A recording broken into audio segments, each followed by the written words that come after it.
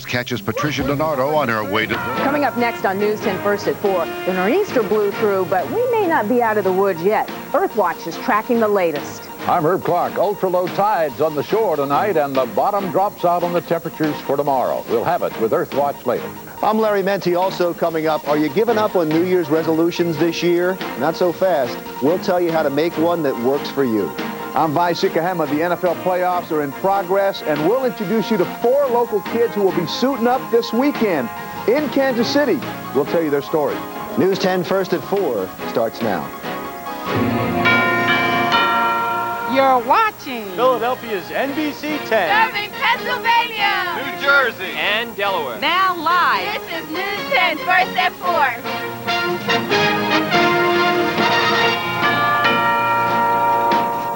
Our first winter storm has business piling up at local ski resorts.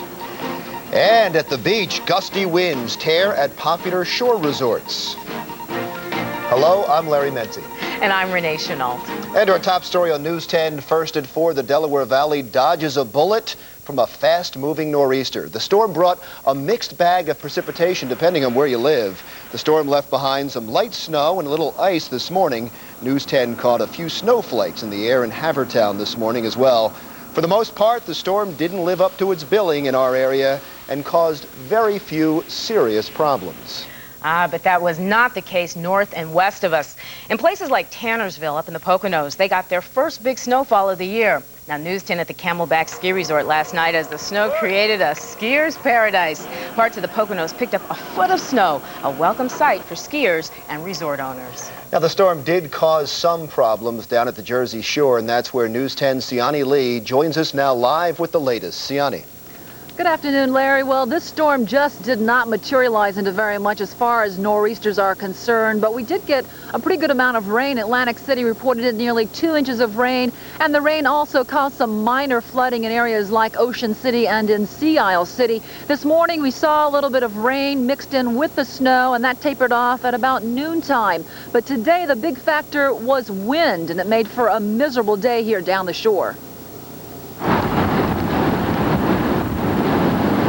At dawn, wind gusts up to 30 miles per hour created an ominous scene along the Jersey Shore.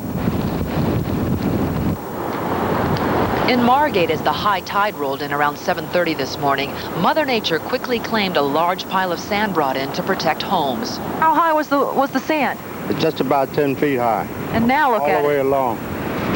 And that's all that's left of it there. In Ocean City near 57th Street, truckloads of sand were brought in to continue the battle against beach erosion.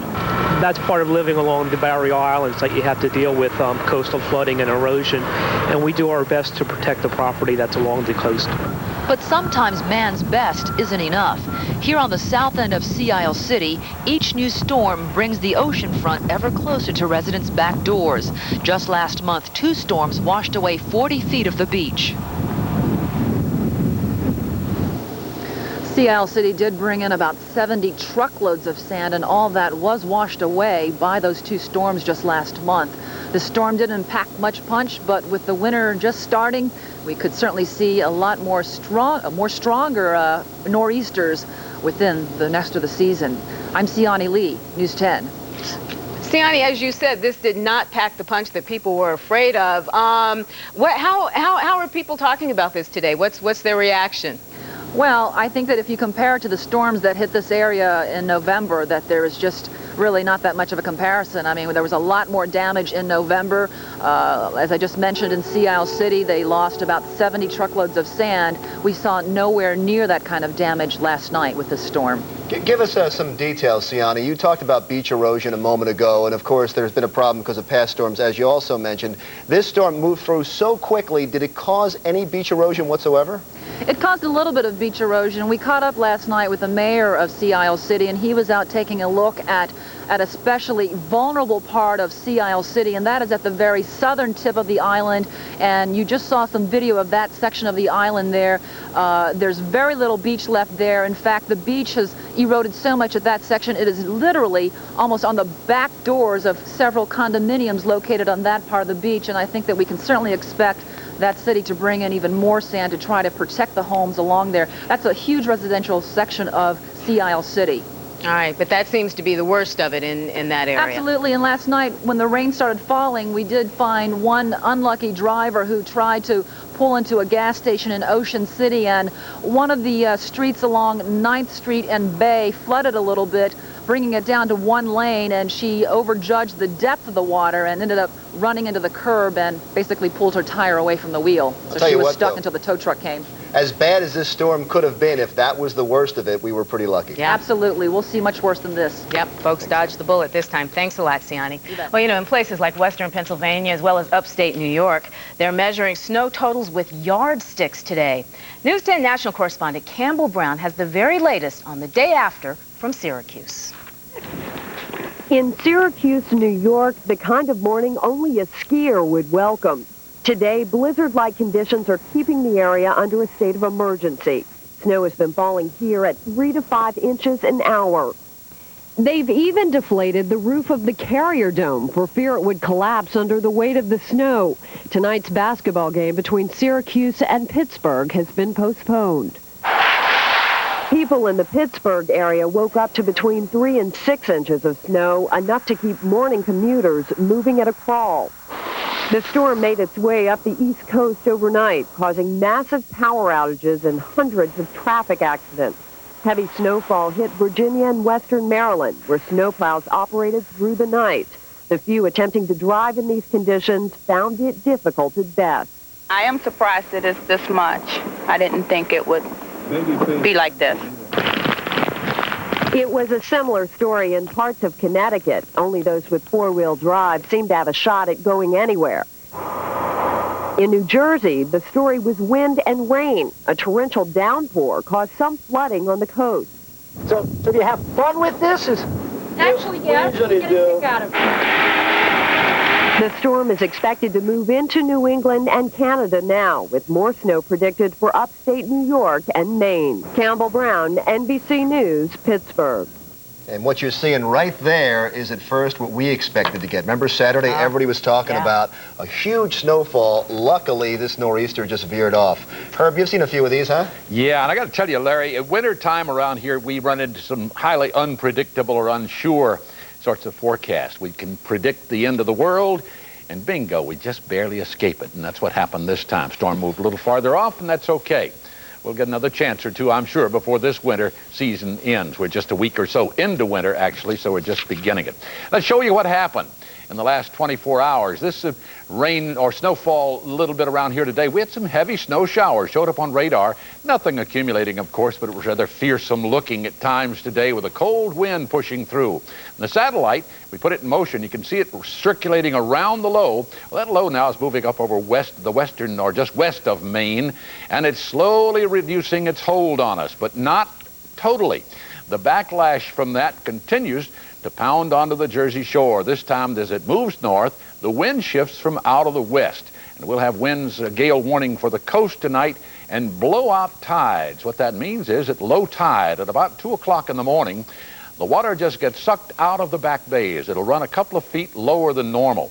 For marine interest, that means you better take some new soundings and not run onto low places, especially in the back bays. The heaviest was going to come about 2 o'clock in the morning, as we said. Back with a full forecast and more on the departing storm a little later. Renee?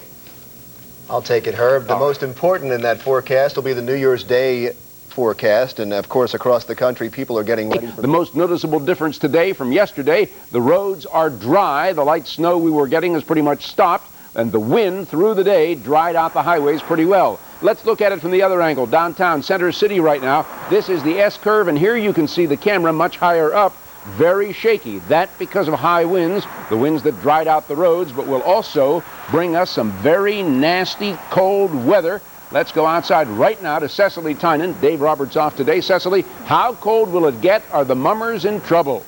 Well, Mark, we will have some numb mummers on New Year's Day. Hopefully they can put a lot of layers under their costumes because wind chills are going to be near zero, perhaps even below zero for New Year's morning. The reason why, well, first of all, we have the backlash behind last night's storm system. Satellite 6 showing that the storm system is swirling up and out of here over New England, but you can see the way the air is moving out of the northwest. That's what's going to be bringing us the cold air. Also, action radar showing that there's an upper level disturbance and an Alberta clipper moving through the southern plain states right now, bringing some snow to Kentucky, also some lake effect snow, western Pennsylvania. That system's going to slide down to the south, so we could see maybe a flurry or two tonight, but really how these two systems will be affecting us tonight and over the next several days is with cold air. This is a call from AccuWeather for tonight. Brisk and cold, the overnight low 26 degrees, but then you factor in the winds, a wind chill near 0.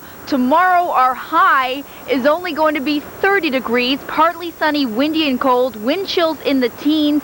Then as you ring in New Year, if you're going to Penn's Landing to watch the fireworks, put on as many layers as you possibly can. The overnight low down to 15 degrees, wind chills below 0 at times to about 5 degrees, and New Year's Day still frigid. The high only 28 degrees with wind chills in the teens. The big question, when will we warm back up to normal?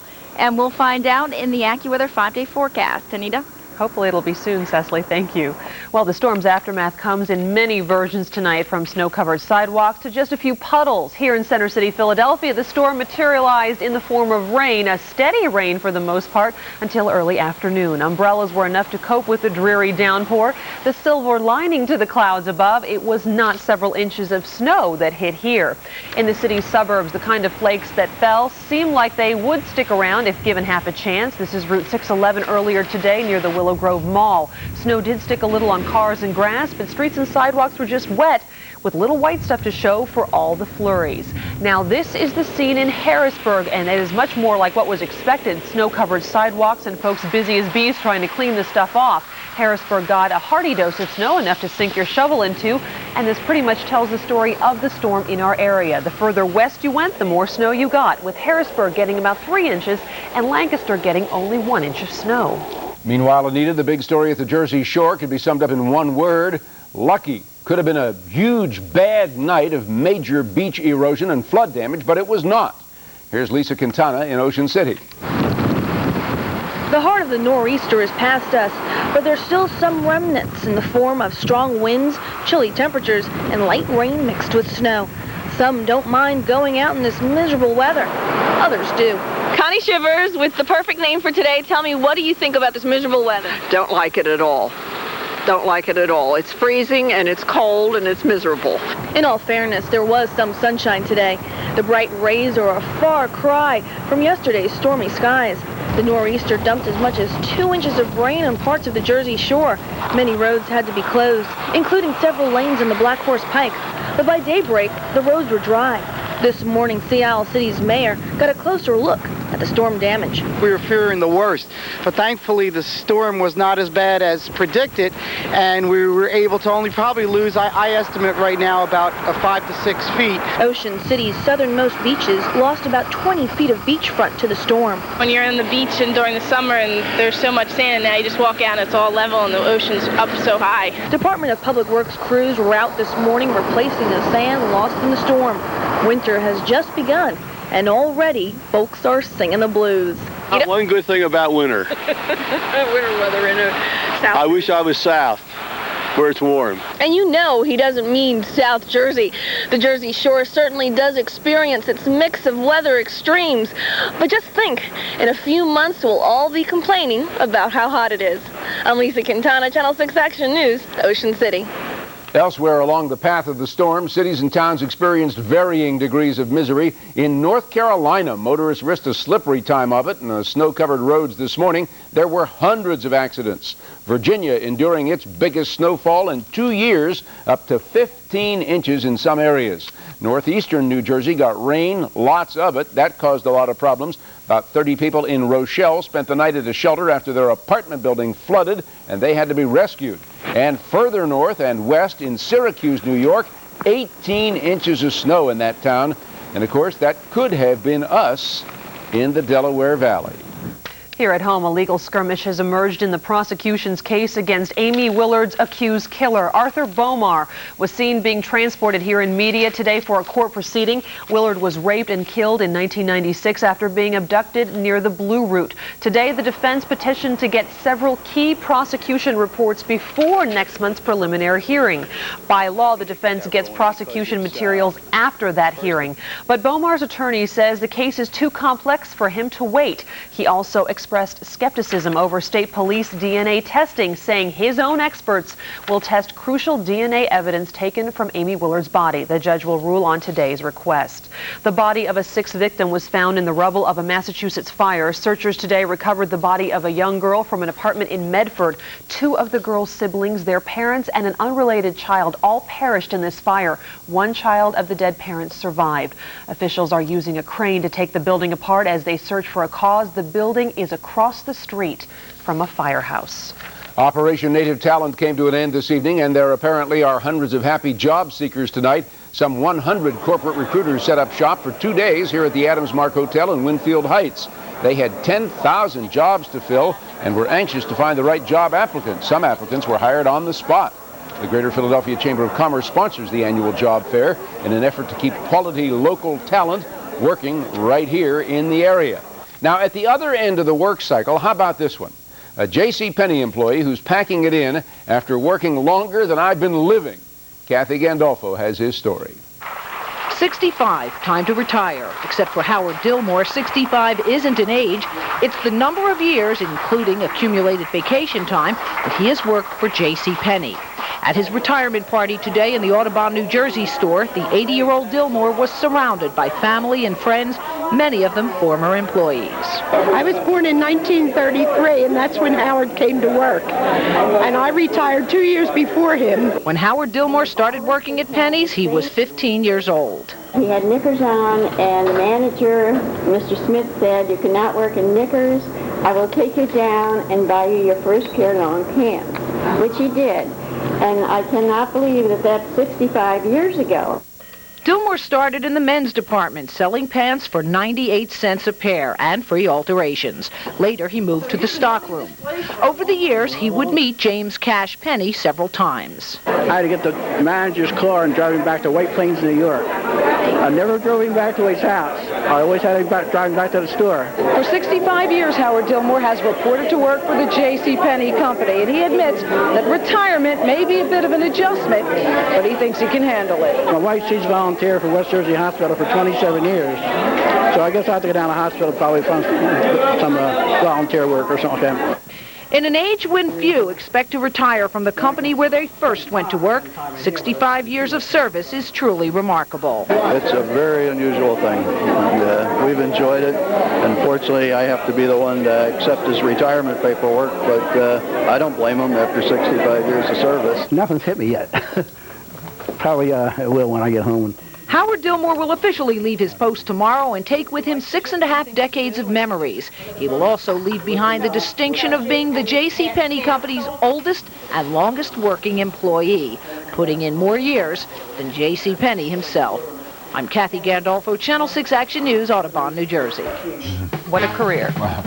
Coming up next on the early edition of Action News, the case into the murder of Gianni Versace is officially closed without a major question being answered. Let's take a look right now at Sky 6. This is the Platte Memorial Bridge, South Philadelphia. I-95 in the foreground. Traffic moving nicely here, too. You can see the Sky 6 camera jiggling a bit because of high winds, the winds which are going to make us in the next few days very cold. Also coming up at 5:30 on Action News, shock and sorrow fill the main line after a well-respected community leader goes down with his plane. And also at 5:30, a live report from Denver where a grandmother from Delaware reduces the...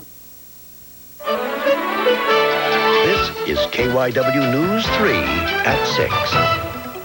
I want him to know who I am. I want him to know that I know who he is.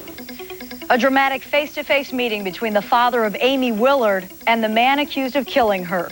Good evening, I'm Dawn Stenzel, and Larry Kane has the night off. That silent confrontation with Paul Willard came today as Arthur Bomar appeared in a Delaware County courtroom. Let's get right to News 3's Walt Hunter live in media with the story. Walt? Well, Dawn, the latest chapter in Amy Willard's tragic murder wasn't written in evidence here. It was written in the faces of Amy's mom and dad. as they sat in courtroom 2 and watched the man accused of killing their daughter take his seat just a few feet away from them. Almost hidden in the back of a sheriff's car, Arthur Bomar arrived for his hearing at the media courthouse. He had been arrested 3 weeks ago, charged with abducting college athlete Amy Willard from her car on the Blue Route in June 1996, then leaving her badly beaten body on a North Philadelphia lot. The hearing was to determine if Bomar's attorney would get early access to several key pieces of evidence against him. But the first thing Bomar saw when he arrived wasn't evidence. It was Amy's mother, Gail, her aunt, Nancy, and her father, Paul, who stood as Bomar entered the courtroom and stared the suspect straight into his eyes. I just want Mr. Bomar to see me. I want him to know that I'm there. I want him to have a conscience. I want him to know that I'll be there to make him think about everything. Bomar's mother, Carrie Ganges, also appeared for the first time in court, waving and smiling to her son, but refusing to speak with reporters afterward. As his mother, can you tell us anything? After Judge Frank Hazel heard arguments about turning over the evidence, Bomar's defense attorney, Mark Much, says he fully expects District Attorney Pat Meehan to seek the death penalty. I haven't been noticed of their intent, but I'm assuming that's their intent, and I'm going to prepare for it. Bomar's attorney also says he plans to challenge DNA evidence allegedly linking Bomar to Amy's murder. According to prosecutors, we should get the first look at that evidence at a preliminary hearing now set for next week. And Judge Hazel here is expected to rule on the motion for evidence Monday. Meanwhile, inside that 15-minute hearing in courtroom 2 here today, there were no shouts, there were no angry words. There was only silence. And in that silence, a preview of the agony that will only build until this case comes to trial sometime in midsummer. That's a Life in the Media Courthouse, Dawn. We'll go back to you. Thank you, Walt. A moving prayer vigil is underway right now in Camden for victims of deadly violence. Sadness and memories fill Holy Name Church at 5th and Vine. The names of 49 people killed by violence in 1997 are each accompanied by a candle. People stop by from time to time, some to pray for strangers listed there, others to pray for a friend or maybe a loved one whose names they find. The vigil ends tomorrow night at 7, and its organizers pray for a more peaceful new year. One of 2 patients who walked away from the grounds of a Montgomery County mental hospital has been found in St. Augustine, Florida. His name is Gregory Orzatti. He escaped from the Norristown State Hospital about a month ago. Now, another patient also escaped. Her name is Teresa Danielowitz, and she's still on the loose right now. She's an accused burglar. Police say she escaped the facility by disguising herself as a visitor. While a nor'easter slammed much of the East Coast with heavy snow, we dodged that bullet and only got some light snow showers today. This was the scene in Center City, Philadelphia this morning. Kind of pretty as high winds swirled snowflakes into people as they made their way to work. But now the deep freeze is on, and Carol Erickson is in the News 3 Weather Center with more. Carol? Oh, it's going to be a cold night tonight, Dawn, so it's a bundle-up night. We did get some of these flurries. That was just some of the leftover energy and the northwesterly winds bringing them through. You probably saw them today blowing sideways. In some cases, the winds have been that strong. Let's take a look at Snowcast right now, and you'll be able to see. You see how those snow flurries just went right on through, but basically no accumulation anywhere. The temperatures during the day were remaining above the freezing mark, but that is not going to be the case tonight. We've got wind chill factors near 0 tonight. That's what's expected. And then on Wednesday in the low teens. So be sure to dress in layers and protect your pets. I'll have more on the weather in just a bit. We'll go back to you now, Dawn. Thanks, Carol. Yesterday's nor'easter left its mark at the Jersey Shore, where a pounding surf caused some beach erosion. But as News 3's Robin McIntosh reports, it could have been far worse. High winds whipped flags on land and whipped up the waves out on the ocean. The aftermath of a fast-moving nor'easter that tore up the Jersey Shore last night and tore up beachfronts as it went. That's the sad part about it. When it looks this nice, it's taken away a good portion of the beach, and they just did a real nice job restoring it, but these things happen down here. In Ocean City, heavy surf pounded the recently replenished beaches all night, sending work crews onto the sand at first light to try to repair the damage. Rough, that's for sure. Yeah, up a lot closer than what it usually is. Yeah, they just put new beach out there. Right. Looks like it's been right. They did a nice job of it, too. Now it looks like it's kind of getting washed away. Residents of Ocean City and other South Jersey Shore communities woke this morning to find the floodwaters receding. Most of their streets passable and open, but here and there reminders of the storm and what might have been. Along the back bays, several streets had to be closed overnight. Whole neighborhoods were left stranded. Some property owners turning to sandbags to keep the water out. But by early morning, the floodwaters had receded as emergency managers assessed minor damages and utility crews got everyone back online. The secret to keeping damage to a minimum, the speed of the nor'easter. They usually last 3 days. This one blew through in just 3 hours. I'm glad to say we came through in very good shape. Erosion problems on our north end beaches are not as severe as they could have been, and we just hope Mother Nature will continue to cooperate with us and have nor'easters last 3 hours. As high winds and high tides continue to pound the Jersey Shore, the cleanup continues here, but everyone realizes the winter isn't over yet, and neither are the winter storms. In Avalon, Robin McIntosh, News 3. There is an ongoing project to replenish the shoreline that is dismantled by Mother Nature. You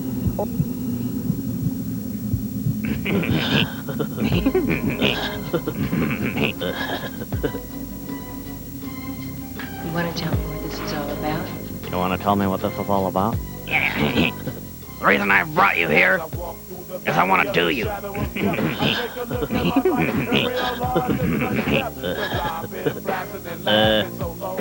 Oh, yeah. This is from that movie where, like, you know, that white chick goes into the hood and teaches everybody how to get good grades. Oh, yeah. They always have movies like that, where there's this teacher, and there's, like, all good, and, like, everybody, like, stops being a gangsta, and then they get good grades and go to college. Yeah. And then it's like, you know, she, like, makes a difference or something. Yeah, that's really stupid. Yeah. They should make a movie that's, like, you know, realistic, where it's like, you know, the teacher sucks, nobody learns anything, and then in the end, it's like you just be all stupid. Yeah, that would rule. And then it's like, then you could have, like, some cars blowing up and stuff. And then you could, like, show some boobs, you know, and, like, a big chase scene, you know. That would rule. A while ago when Coolio said, "I see myself in the pistol smoke," he stole that from Snoop Doggy Dogg. All right, a video. Yeah. All right, another video. Cool. Yeah. I like music videos. Yeah, because you don't just hear the band, you see them too. Yeah, this is gonna be cool. Yeah, I haven't seen a video in a while. Yeah, look. It's like spaceships and stuff. Wow. Yeah. This is great. Yeah, this is great. A spacesuit. Yeah. Walking down the street. Wow. How cool is this? Yeah. Boy, how psyched are you, huh? Yeah. Ooh, look at that. Whoa. That looks funny. Yeah, see? See, now that's what's gonna happen. It's gonna be cool. Yeah, look at that. Oh, yeah. Ooh. There you go. Yeah, okay. Yeah. Ooh, wow. Yeah. Ooh, yeah, okay. Yeah, man. That is cool. I didn't know something could kick this much ass. Yeah. Oh, yeah. Cool. That's pretty cool. All right, Wow, that's wild. She has a bunch of arms. Ooh, yeah.